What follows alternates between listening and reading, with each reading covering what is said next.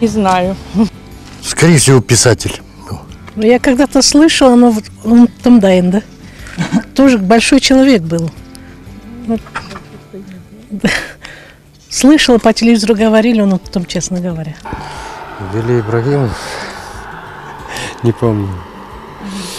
Слышал, знаю, но не помню. Сегодняшний Аксенов в то время. И вот так же наказали, расстреляли, как и многих других. За то, что он был коммунистом. Ну, он был первым председателем Крымской ССР. Был деятелем народным, политическим. Вели Ибрагимов, он председатель Крымской АССР. 20-е годы, насколько я знаю. И правил достаточно несколько лет, наверное.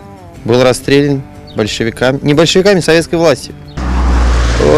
Был предводителем каких-то местных крымско-татарских организаций, типа Милли Фирка,